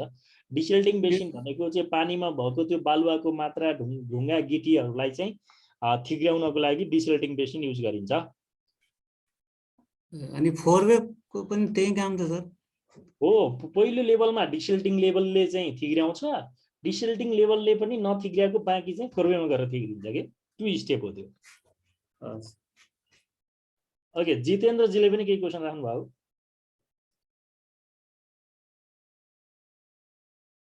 कि अघिको ह्यान्ड हो कि हो? ओके, ठिक छ। सो पावर हाउस भन्ने बित्तिकै पावर हाउसमा हाम्रो जेनरेटर हुने भयो, वाटर टर्बाइन हुने भयो, ट्रान्सफर्मर हुने भयो, कन्ट्रोल रुम हुने भयो है। पावर हाउसमा generator, water turbine, transformer and control room. When the water rushes through the turbine, it turns the turbine shaft, which is attached to the electric generator. So generator has a rotary electromagnet called a rotor with a stationary element called a stator है। अब generator मा त एउटा rotor हुन्छ, एउटा starter हुन्छ, अनि rotor generate magnetic field that create an electric charge in stator. So charge is transmitting as electricity. Stator मा चाहिँ charge create हुने हो। So step of transformer increases voltage of current coming as a stator. So electricity is dispersed through the power line. So power house भित्र यो चारवटा component, वाटरलाई चाहिँ पेनिस्टकबाट आएको पानीले घुमाउने भयो। अब यो पेनिस्टक भनेको के भयो? This penstock pipe is used to convey water edge of the dam to hydraulic turbine. त्यो जुन 4 वे कुनै ठाउँमा 4 वे कुनै ठाउँमा ड्याम फरक फरक हुन सक्छ हामीले कस्तो फिगर बनाछौं त्यो अनुसार लेख्नु पर्छ सो चाहिँ हाम्रो नर्मल्ली चाहिँ अब 4 वे देखि टर्बाइन सम्म चाहिँ पानी पुर्याउने काम चाहिँ पेनिस्टकले गर्छ so penstock pipes are invented of steel and reinforced material है स्टील रिइन्फोर्स्ड मटेरियलले बनाएको हुन्छ turbine is installing at the lesser level edge of the dam penstock is given by a gate valve at inlet to totally close the water supply. So it has a control valve to control the water flow rate in the turbine. अब यो पेनिस्टक र चाहिँ turbine को बीचमा चाहिँ we have the valve है control valve हुन्छ त्यसले चाहिँ कति मात्रामा चाहिँ अब त्यो control valve को पोजिसन चाहिँ फेरि गभर्नरले कन्ट्रोल गरिरहेको हुन्छ गभर्नर भन्ने हुन्छ हाम्रो अब गभर्नर मैले यहाँ राखिन होला गभर्नर भन्ने अर्को कम्पोनेन्ट पनि तपाईले राख्नु भए पनि हुन्छ त्यसले चाहिँ यो भल्भ पोजिसनलाई चाहिँ कन्ट्रोल गर्छ सिमिलरली वाटर रिजर्भोयर भनेको in water reservoir water collects as of the catchment area during the raining period is store at the back of the dam अब रिजर्भोयर भनेको त यो हाम्रो खोलामा बनाएको रिजर्भोयर अघि एकजनाले राम्रो क्वेसन गर्नुभएको थियो रिजर्भोयर र पेनिस्टकमा के डिफरेन्स छ भनेर नर्मल्ली बुझ्दाखेरि रिजर्भोयर भनेको खोलामै दुईटा पहाडको बीचमै ड्याम बनाएर पानी रोकेको छ भने त्यसलाई रिजर्भोयर भनेर बुझ्नुस् 4 वे भनेको चाहिँ लास्टमा क्यानलको लास्टमा पेनिस्टकमा जानुभन्दा पहिला बनाएको चाहिँ पोन्डेज चाहिँ 4 वे भनेर बुझ्नुभयो भने कन्फ्युजन हुँदैन है अब वाटर रिजर्भोयरमा चाहिँ के हुन्छ हामी पानी जम्मा गरेर राख्नको लागि वाटर रिजर्भोयर बनाएको हुन्छौँ अब वाटर टर्बाइन र हाइड्रोलिक टर्बाइनको कुरा आइहाल्यो यो त हाम्रो पावर हाउस भित्रै हुन्छ हैन hydraulic turbine change energy of water into mechanical energy पानीमा भएको एनर्जीलाई चाहिँ अब साफ्ट एनर्जीमा कन्भर्ट गरिदिन्छ साफ्ट एनर्जी भनेकै मेकानिकल एनर्जी हो mechanical energy accessible on turbine shaft is attach to the shaft of the electrical generator you know टर्बाइनको साफ्ट र जेनेरेटरको साफ्ट त एक ठाउँमा कनेक्ट भएको हुन्छ भनेपछि जसले अब त्यसले गर्दाखेरि चाहिँ जेनेरेटरको रोटर घुम्छ अनि जेनेरेटरको स्टार्टरमा चाहिँ इलेक्ट्रिसिटी प्रोडक्सन हुन्छ so water after performing work on turbine blade is discharge through the draft tube so prime movers which are in regular use are Francis Pelton and Kaplan turbine तपाईहरुले hydro पावरमा चाहिँ turbine तीनटा नेपालको पनि केसमा हेर्नुभयो भने ठुला हाइड्रो पावरमा युज हुने भनेको यो तीनटा टर्बाइन हो either Francis or Pelton or Kaplan turbine है कस्तो कस्तोमा युज हुन्छ यो भन्दाखेरि अहिले हामी पछि पनि डिस्कसन गर्छौं स्पिलवे भनेको चाहिँ अब कहिलेकाहीँ अघि मैले पनि भनेको थिएँ त्यो क्यानलमा 4 वेमा अनि यो चाहिँ सिल्टिङ बेसिनहरुमा स्पिलवे बनाउँछ भनेको यदि क्यानलबाट चाहिँ बढी पानीको फ्लो कहिलेकाहीँ पानी परेर पनि ओभरफ्लो हुन सक्छ अब क्यानलको जुन ठाउँबाट पनि ओभरफ्लो भयो भने त त्यो पानी ओभरफ्लो भएको पानीले चाहिँ त्यो क्यानल भन्दा तलको भागलाई चाहिँ बगाएर माटो बगाएर पहिरो जान सक्छ जसले गर्दाखेरि कुनै कुनै ठाउँमा क्यानलमा चाहिँ यसरी होचो भाग बनाएको हुन्छ इन्टेन्सनली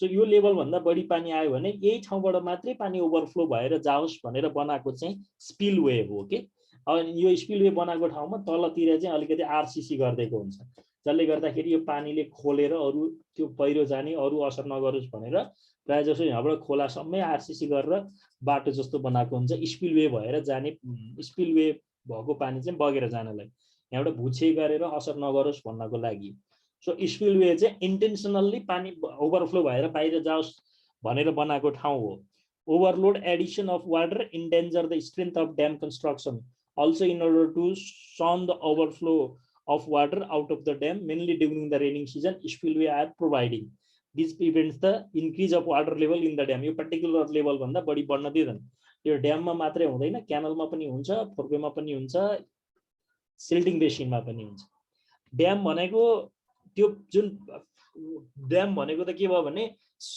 रिजर्भोयर बनाउनको लागि हामीले जुन चाहिँ पानी छेक्नको लागि बनाएको स्ट्रक्चर हुन्छ नि वाल स्ट्रक्चर भनौं त्यसलाई अब के भनौं कंक्रीट स्ट्रक्चर भन्छौं नि त्यो चाहिँ ड्याम हो function of dam is to store the water with to control the outgoing flow of water पानीलाई त्यहाँबाट बग्न जान नदिने सो अब ड्याम चाहिँ के हुनु पर्यो स्ट्रेन्थ बढी हुनु पर्यो नि यसको स्ट्रेन्थ बढी हुनु पर्यो अर्को सर्च ट्याङ्क भनेको it's a little tank or reservoir which is in which water level rise or water fall due to unexpected changes in pressure.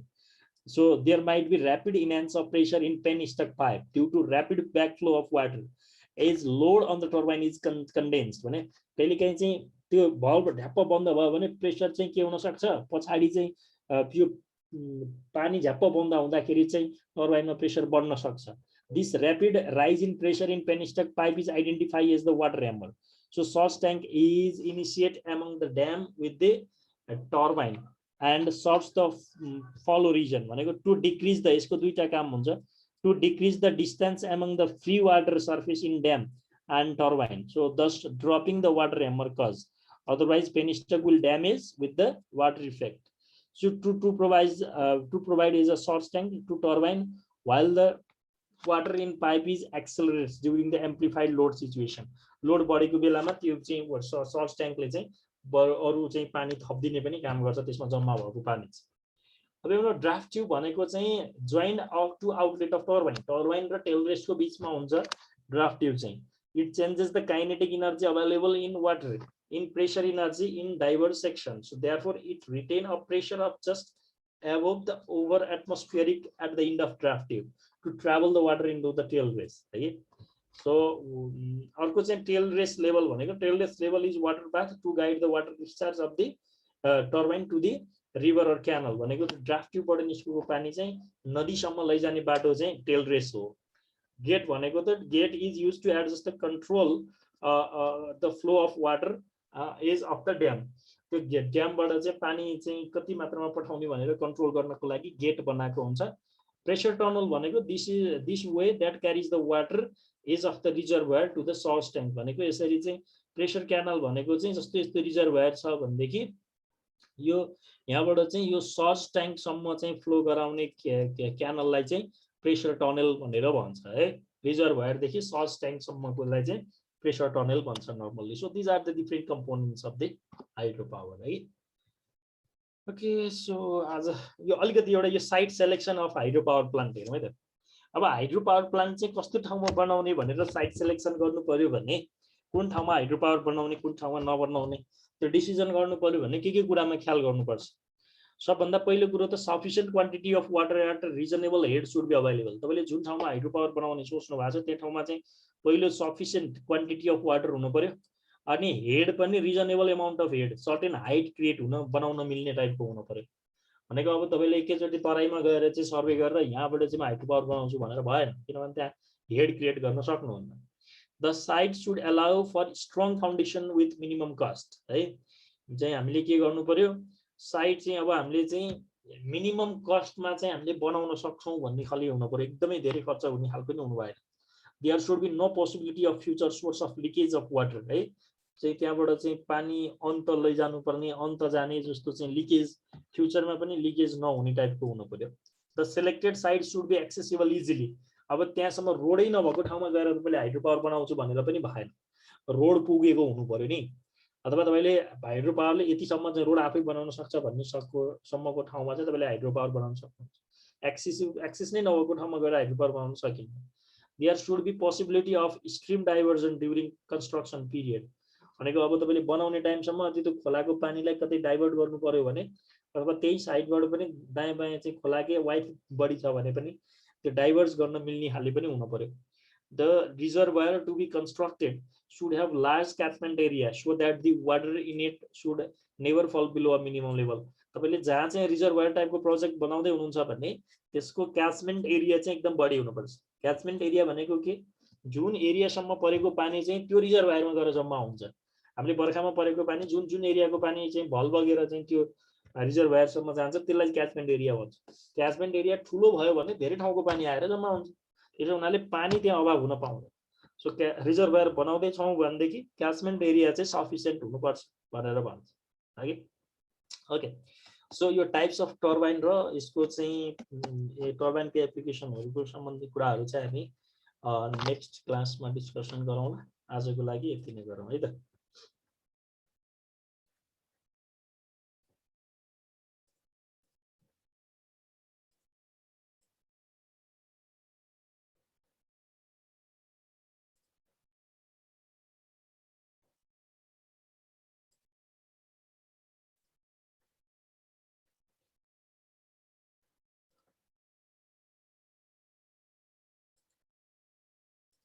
हाँ